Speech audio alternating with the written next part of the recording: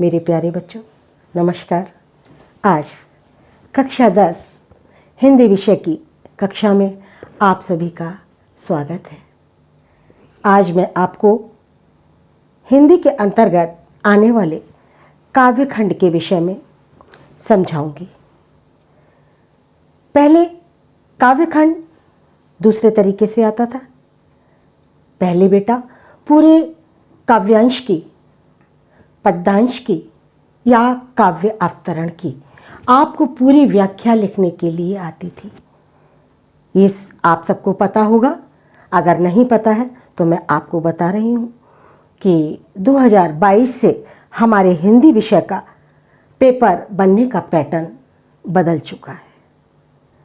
अब आपको काव्यखंड के अंतर्गत 3 प्रश्न पूछे जाते हैं। प्रत्येक प्रश्न 2-2 नंबर का होता है। कुल पद्यांश की व्याख्या आपकी 6 नंबर की हो गई। अब मैं आपको आज ये भी बताना चाहूँगी कि काव्यखंड पर आधारित वह प्रश्नोत्तर कौन से होते हैं। तो अब हम आपको पद्यांश पहले लिखेंगे। सूरदास जी का प्रथम पद, चरण कमल बंदो हरिराई। बेटा आपको एक बात और बता दूं मैं आपको, यदि हम काव्यखंड को भावमय तरीके से लयात्मक पढ़ते हैं तो काफ़ी अर्थ हमारी समझ में अपने आप ही आता जाता है। तो अब हम आपको सूर का प्रथम पद, जो आपके कोर्स के अंतर्गत आता है, और आपको ये भी बता दूं, ये जो कोर्स मैं अभी आपको करा रही हूँ और कराऊंगी, ये जो 70% कोर्स आता था वही कोर्स अभी आपको कराऊंगी। अगर आपका 100% कोर्स यानी कि 100% कोर्स आना शुरू हो गया तो शेष बचा हुआ भागवी काव्यखंड का मैं आपको समझाऊंगी। हाँ बेटे, तो देखिए, हम आपको बता रहे थे कि आज हम आपको आपके कोर्स का जो काव्यखंड के अंतर्गत आता है, पहला पद सूरदास जी द्वारा रचित ये प्रथम पद आपको समझाएंगे। बेटा मैं आपको ये बात भी बता दूं कि ये पद आपके लिए वेरी वेरी इम्पोर्टेंट है, बहुत महत्वपूर्ण पद है। बोर्ड में अधिकांशतः ये पद आ जाता है, बस लिखने का तरीका चेंज हो गया है, जो मैं आपको अब बताऊंगी। तो अब हम अपने पद को पढ़ते हैं और साथ के साथ मैं आपको कठिन शब्दों के अर्थ भी बताऊंगी, जिससे कि आपको भावार्थ समझने में परेशानी ना हो। और बेटा मैं आपको एक बात ये भी बताती हूँ कि मैं आपको पूरे काव्य अवतरण का अर्थ बताऊंगी, क्योंकि बोर्ड में ऐसा निश्चित नहीं होता कि मैंने आपको इस पर रेखा खींची, लेकिन बोर्ड वाले इस पर भी रेखा खींच सकते हैं, जिसको हम रेखांकित अंश कहते हैं। इस पर भी रेखा खींच सकते हैं, इस पर भी रेखा खींच सकते हैं। तो कोई भी पंक्ति आपके लिए रेखांकित अंश के अंतर्गत आ जाए तो बेटे आपको लिखने में कोई परेशानी ना हो, क्योंकि जब मैंने आपको अपना परिचय दिया था तो मैंने आपसे ये वादा किया था कि मैं आपको सरल, सहज और व्यवहारिक भाषा में पढ़ाऊंगी। तो अब हम इस पद को काव्यमय तरीके से पढ़ते हैं। चरण कमल बंदो हरिराई, जाकी कृपा पंगु गिर लंघे, अंधे को सब कुछ दर्शाई। बहरो सुने गूंग पुन बोले, रंक चले सिर छत्र धराई। सूरदास स्वामी करुणामय, बार बार बंदों ते ही पाई। और बेटा मैं आपको ये बात भी बताऊं कि अधिकांशतः सूर के पद, कबीर के पद, तुलसी के पद, उसमें हमें कवि का नाम अगर हम ध्यान से पढ़ें तो हमें उसके अंदर मिल जाता है। तो इसमें देखिए लिखा है कि सूरदास।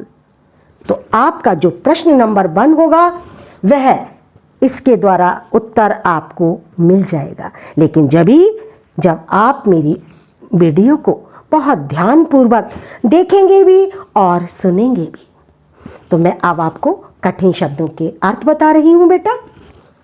चरण कमल, कमल रूपी चरण। बंदो माने वंदना, नमा माने नमस्कार और बंदो माने वंदना। पंगु माने लंगड़ा, गिरी माने पर्वत। अंधे नेत्रीन के लिए कहा गया है। दर्शाई दिखाई देने लगता है। बहिरो अर्थात जिसे कानों से सुनाई नहीं देता उसे हम कहते हैं बहरा व्यक्ति। सुने सुनने लगता है। गूंग गूंगा व्यक्ति।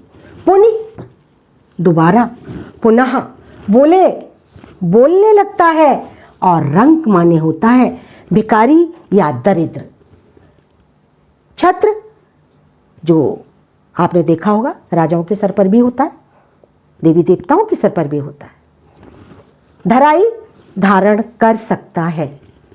सूरदास यहाँ कवि का नाम मिल गया हमें।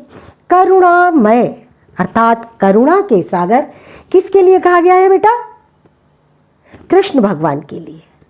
और आपको ये पता है कि सूरदास जी सगुणों उपासक वात्सल्य रस के सम्राट है, जिनके द्वारा ये पद लिखा गया है। बेटा आप सोचेंगे कि मैं आपको ये बार बार सूरदास क्यों बोल रही हूँ? इसलिए बोल रही हूँ जिससे आपको ये याद हो जाए कि ये पद सूरदास द्वारा रचित है। तो मैंने आपको कठिन शब्दों के अर्थ बता दिए। आप इनको थोड़ा सा मन में रिवीजन कीजिए, पुनः अभ्यास कीजिए। फिर मैं आपको पूरे काव्यांश का, पद्यांश का व्याख्या, भावार्थ अपने शब्दों में, सरल भाषा में बताऊंगी बेटा। प्यारे बच्चों, हम आपको बता रहे थे इसका भावार्थ। ये पद्यांश है, इसको हम काव्यांश भी कह सकते हैं, पद्यांश भी कह सकते हैं और पद अवतरण भी कह सकते हैं। तो देखिए इसमें सूरदास जी, और सूरदास जी वात्सल्य रस के सम्राट कवि हैं, क्योंकि बेटा जितना सुंदर वर्णन वात्सल्य रस का सूरदास जी ने किया है, श्री कृष्ण के बचपन का वर्णन जितना सुंदर उन्होंने किया है, उतना सुंदर आज तक किसी भी कवि ने श्री कृष्ण के बचपन का वर्णन नहीं किया। इसीलिए इन्हें वात्सल्य रस का सम्राट कवि भी कहा जाता है। इनकी बेटा 3 रचनाएं थीं। पहली थी सूर सागर, जिससे कि ये पद आपका अवतरित किया गया है। दूसरी रचना सूर सारावली, तीसरी रचना साहित्य लहरी। तो आप देखिए मैं आपको पहचान बना रही हूँ कि सूर सागर, सूर सारावली, साहित्य लहरी, तो कवि के नाम पर ही तीनों रचनाएं हैं। अब हम आते हैं व्याख्या पर। व्याख्या आपको समझा रहे हैं, लेकिन बेटा आप अपनी उत्तर पुस्तिका साथ लेकर जरूर बैठे और पेन लेकर बैठे। जो आपको मुख्य या अति आवश्यक महत्वपूर्ण वाक्य लगे उसको बेटा तुरंत नोट करें, और मैं आपको बाद में इन प्रश्नों के उत्तर लिख कर दूंगी, क्योंकि पैटर्न पेपर का चेंज हुआ है, ये मैं आपको बता चुकी हूँ। तो उन प्रश्नों को बेटे आप अपनी उत्तर पुस्तिका में जरूर उतारेंगे। देखिए अब हम भावार्थ बताते हैं। सूरदास जी कहते हैं कि मैं श्री कृष्ण के कमल रूपी चरणों की बार बार वंदना करता हूँ। वंदो माने वंदना करता हूँ। क्यों? क्योंकि उनकी कृपा जिस पर हो जाती है, असंभव कार्य भी बेटा संभव हो जाते हैं। जाकी कृपा पंगु गिर लंघे, जिसकी कृपा से पंगु माने लंगड़ा व्यक्ति पर्वत को पार कर सकता है। अंधे व्यक्ति को सब कुछ पुनः दिखाई देने लगता है। बहरो सुने, गूंगे पुनि बोले। बहरा व्यक्ति कानों से सुनने लगता है, लेकिन कब? जब श्री कृष्ण भगवान की कृपा उस पर हो जाती है। गूंग पुनि बोले, गूंगा व्यक्ति फिर से बोलने लगता है, और अगर कृपा हो जाए तो राजा तो रंक हो जाता है, और रंक राजा भी बन सकता है।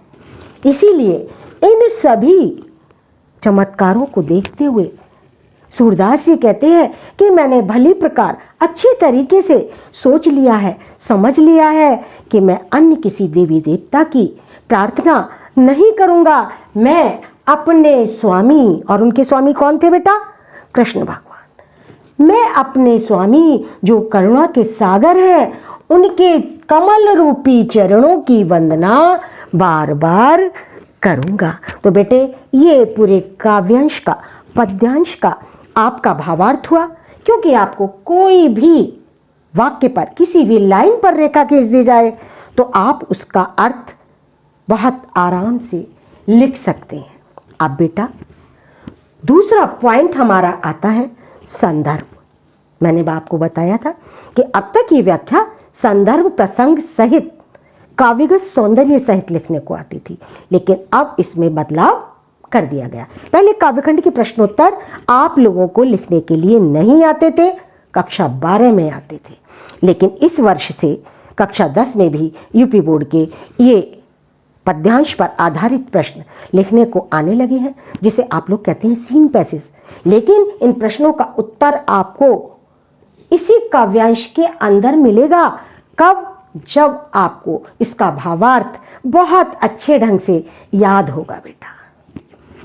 तो संदर्भ में आपको पता है पुस्तक का नाम हिंदी, खंड कौन सा है?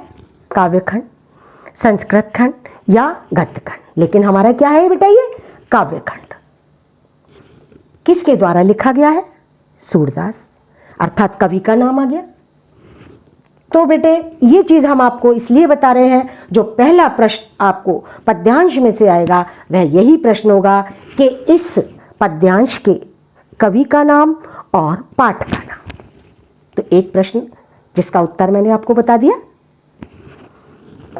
लेकिन कभी कभी क्या होता है, यह प्रश्न भी आ जाता है कि प्रस्तुत पद्यांश का संदर्भ लिखिए। तो संदर्भ में बेटा हम पूरा लिखेंगे, और अगर प्रश्न मांगा जाएगा कवि का नाम तो केवल कवि का नाम दे देंगे, पाठ का नाम तो हम पाठ का नाम दे देंगे। इस चीज का ध्यान रखिए, जो प्रश्न हमारा पेपर में बोल रहा है उत्तर हमें उसी तरीके से देना होता है। प्रस्तुत पद्यांश, अब मैं आपको संदर्भ समझा रही हूं बेटे। प्रस्तुत पद्यांश हमारी पाठ्य पुस्तक हिंदी काव्य खंड सूरदास के पद शीर्षक से अवतरित किया गया है या लिया गया है। आप जो आपको सरल लगे शब्द वह शब्द लिख सकते हैं। ये पद उनकी रचना सूर सागर से अवतरित है। हमने आपको 3 रचनाएं बताई थी, तो एक रचना है उनकी बेटे, ये महाकाव्य भी है। अगर आपको प्रश्न आ जाता है कि सूरदास के किसी एक महाकाव्य की रचना का नाम लिखिए, तो आप सूर सागर बिल्कुल निसंकोच होकर लिख सकते हैं। तो ये आपका संदर्भ हुआ। अब बेटा प्रसंग। प्रसंग में आप हमेशा ध्यान रखिए, जहां पर घटना घटित होती है उस काव्यांश के अंदर जो कुछ बताया जाता है वह प्रसंग के अंतर्गत आता है। तो इसमें इसका प्रसंग क्या बनेगा? प्रसंग मैं आपको बता रही हूं। इसमें सूरदास जी श्री कृष्ण भगवान के कमल रूपी चरणों की वंदना कर रहे हैं और उनकी महिमा का गुणगान कर रहे हैं। तो बेटा ये हमारी पूरी इस काव्यांश की व्याख्या हुई। अब हम आपको इस काव्यांश पर आधारित जो प्रश्नोत्तर आने शुरू हुए हैं वह आपको बता रहे हैं। बेटा इस काव्यांश का आपको काव्यगत सौंदर्य बहुत अच्छे ढंग से याद करना होगा। देखिए, अगर आपने मेरी व्याख्या, मेरा वीडियो ध्यानपूर्वक सुना होगा तो 2 प्रश्नों के उत्तर बेटा आपको मिल चुके हैं। पहला प्रश्न मैंने क्या बताया था आपको कि इस भावार्थ के या पद्यांश के कवि का नाम और पाठ का नाम, तो इसका उत्तर मिल गया। दूसरा आता है आपको रेखांकित अंश की व्याख्या। तो देखिए बेटा, इस पर हम रेखा खींच रहे हैं। रेखांकित अंश का मतलब होता है जितने अंश पर नीचे एक लाइन या पंक्ति खींची गई हो, उसको रेखांकित अंश कहते हैं और हमें उसी की व्याख्या लिखनी होती है। लेकिन व्याख्या लिखने में ये नहीं है केवल मैं यही लिख दूं कि चरण रूपी या कमल रूपी चरणों की वंदना करता हूं, नहीं, हमें थोड़ा सा इसके आगे का भी लिखना पड़ेगा। जैसे इसमें सूरदास जी ने श्री कृष्ण भगवान के कमल रूपी चरणों की बार बार वंदना की है और उनकी महिमा का गुणगान किया है कि जिस पर उनकी कृपा हो जाती है तो क्या कि लंगड़ा व्यक्ति पर्वत को पार कर सकता है, अंधा व्यक्ति फिर से देखने लगता है, बहरा व्यक्ति फिर से सुनने लगता है और गूंगा व्यक्ति फिर से बोलने लगता है। यहाँ तक कि राजा रंक बन सकता है, दरिद्र बन सकता है और दरिद्र एक राजा भी बन सकता है। दरिद्र के सर पर राजा वाला छत्र भी धारण हो सकता है। कब? जब कृष्ण भगवान की कृपा उस पर हो जाए। तो बेटा ये रेखांकित अंश हो गया। तो पहला क्वेश्चन और दूसरा क्वेश्चन, दोनों प्रश्नों के उत्तर मैंने आपको दे दिए। तीसरा प्रश्न होता है काव्यगत सौंदर्य। आप कहेंगे कि मैडम काव्यगत सौंदर्य क्या होता है? काव्यगत सौंदर्य में सबसे पहले आती है भाषा, कि इस काव्य के अंदर किस भाषा का प्रयोग किया गया है।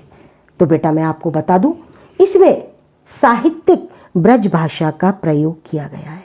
एक पहचान आपको बहुत बड़ी बता रही हूं कि अधिकांशतः जिन कवियों ने कृष्ण भगवान का वर्णन किया है उन्होंने अधिकांशतः ब्रज भाषा का ही प्रयोग किया है। तो इसमें साहित्यिक ब्रज भाषा, कौन सी भाषा बेटा?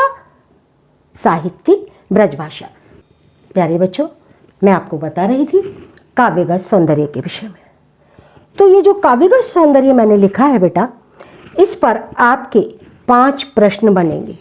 आपके लिए पेपर में 3 प्रश्न आते हैं बेटे, लेकिन हो सकता है कि हमने तो आपको बताई कि इसमें भाषा कौन सी है और आपसे पूछ लिया गया कि इसमें रस कौन सा है, या आपसे पूछ लिया गया कि छंद कौन सा है, या आपसे पूछ लिया गया इसमें अलंकार कौन सा है। इसके अंतर्गत 2 प्रश्न बता चुकी। पहला प्रश्न बेटा पाठ का नाम और कवि का नाम। दूसरा प्रश्न है आपका रेखांकित अंश की व्याख्या।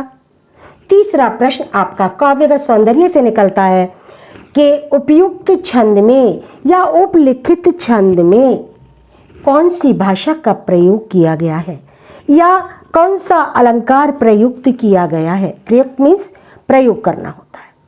तो अब हम आपको ये बता रहे हैं कि इन प्रश्नों को आप कैसे लिखेंगे, क्योंकि 9th आप पास हो ही जाएंगे, ऐसी मेरी शुभकामनाएं आपके साथ है। जब 10th में आ जाएंगे आप लोगों की कक्षाएं 1 अप्रैल से शुरू हो जाएंगी बच्चों, तो उसमें आपका पहला पाठ यही है। जब आप इसको पढ़ेंगे बेटे तो आपको बहुत जल्दी समझ में आता चला जाएगा। लेकिन प्रश्नों के लिखने का तरीका ये है, क्योंकि जब मैं बोर्ड कॉपी चेक करती हूँ बेटे तो उसमें ये गलतियाँ होती हैं कि बच्चे तीनों प्रश्न एक साथ लिख लेते हैं और उत्तर भी उनके एक साथ लिख देते हैं। प्रश्नोत्तर करने का ये तरीका बेटा सही नहीं है। पहले आप प्रथम प्रश्न उतारिए, उसका उत्तर लिखिए, 1 लाइन छोड़िए, दूसरा प्रश्न लिखिए, दूसरे प्रश्न का उत्तर लिखिए, फिर 1 लाइन छोड़िए, तीसरा प्रश्न लिखिए, फिर तीसरे प्रश्न का उत्तर लिखिए। बेटे सही ढंग से, सही तरीके से पद्यांश के प्रश्नों का उत्तर देने का तरीका यही है। अब तीसरा प्रश्न मैंने आपसे पूछ लिया, बताइए चरण कमल बंदो हर राई में कौन सा अलंकार प्रयुक्त किया गया है। बेटा आप उत्तर देंगे प्रयुक्त चरण कमल बंदो हर राई में रूपक अलंकार का प्रयोग किया गया है। तो भाषा इसमें हो गई साहित्यिक ब्रज भाषा। रस कौन सा है बेटा? शांत रस और भक्ति रस। भक्ति कब आती है मनुष्य में? जब वह शांति के साथ बैठता है। आप लोगों ने देखा होगा कि प्रेयर में जब आप खड़े होते होंगे, कोई ना कोई बच्चा बोलता है तो लाइनों में मॉनिटर जाते हैं और कहते हैं शांत हो जाओ, क्योंकि जब तक हमारा मन शांत नहीं होगा हमारे अंदर भक्ति भावना बिल्कुल नहीं जागेगी। तो इसमें शांत रस भी है बेटा और भक्ति रस भी है। छंद कौन सा है? ये पद है, क्योंकि इन पदों को गाया भी जा सकता है। रेडियो और ट्रांजिस्टर पर ये पद आते भी हैं। तो आज हमने आपको बेटा इतना बताया। आप प्रश्नों को नोट कीजिए। अभी मैं आपको प्रश्न नोट कराऊंगी, उनके उत्तर भी बताऊंगी। जब तक आप इसको पढ़िए। अगर आज आपने बेटा उत्तर पुस्तिका नहीं ली हो तो बेटा कल ये गलती मत करना। इसका अगला पद जब भी हम आपको पढ़ाएंगे तो एक उत्तर पुस्तिका और पेन बेटा लेकर जरूर बैठेंगे। ये वादा मैंने आपसे अपना जब परिचय दिया था तब लिया था, उस वादे को भूलिएगा मत। तो आप इतना पढ़िए। अभी हम आपके सामने पुनः प्रस्तुत होते हैं। हाँ बेटा, हम आपको समझा रहे थे कि आपको प्रश्नोत्तर, तो बेटे प्रश्नोत्तर मैंने लिख दिए हैं।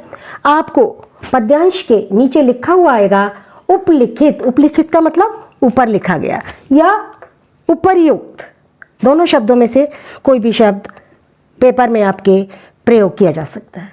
पद्यांश पर आधारित प्रश्नों के उत्तर लिखिए।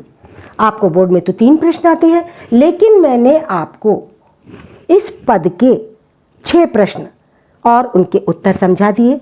और भी जो पद आपको समझाऊंगी और पढ़ाऊंगी उसमें भी मैं कम से कम 5 प्रश्न और अधिक से अधिक 6 प्रश्नों के उत्तर आपको समझाया करूंगी, जिससे कहीं से कोई भी प्रश्न पद के अंदर से आ जाए ना मुझे टेंशन कि मेरे बच्चों ने पढ़ा तो वो घबरा रहे हैं, और ना आपको टेंशन कि हमने मैडम से पढ़ा और हम लिखने में असमर्थ रहे। तो बेटा 3 प्रश्न की जगह हम आपको 6 प्रश्नों के उत्तर बता रहे हैं। पहला प्रश्न है पद्यांश के पाठ का व कवि का नाम लिखिए। तो बेटा पाठ का नाम क्या है? पद। कवि का नाम क्या है?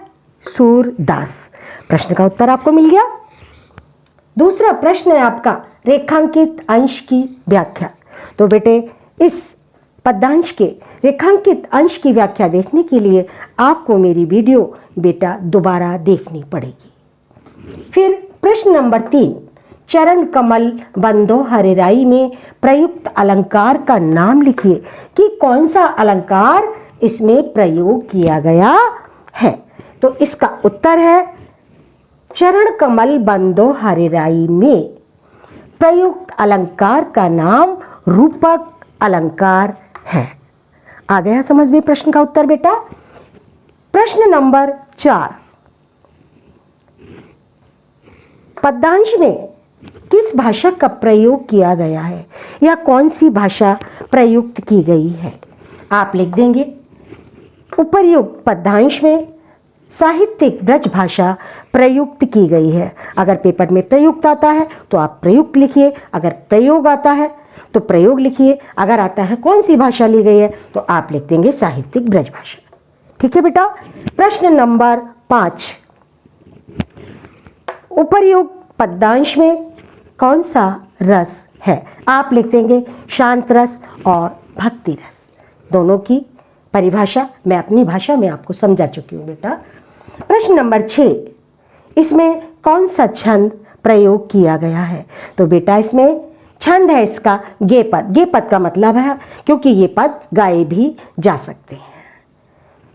अब बेटा आपने मेरा पूरा वीडियो पढ़ा भी, सुना भी और देखा भी। नोट किया या नहीं किया ये तो बेटा आप समझ सकते हैं, लेकिन मैं आपको यही कहूँगी कि नोट जरूर किया गया है।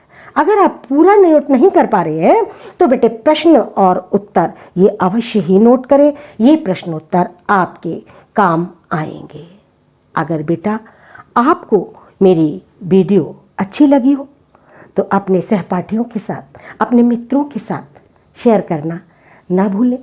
और अगर आपको मेरा वीडियो अच्छा लगा है तो चैनल को आप सब्सक्राइब करना ना भूलें और आइकन बटन को दबाना ना भूलें। धन्यवाद बच्चों। अब हम आपको सूरदास का ही दूसरा पद अवगत गति कुछ कहत ना आवे इसको पढ़ाएंगे। जब तक आप इसकी तैयारी कीजिएगा। आपने मेरी वीडियो सुनी, धन्यवाद बेटो, धन्यवाद बच्चों, नमस्कार बेटा।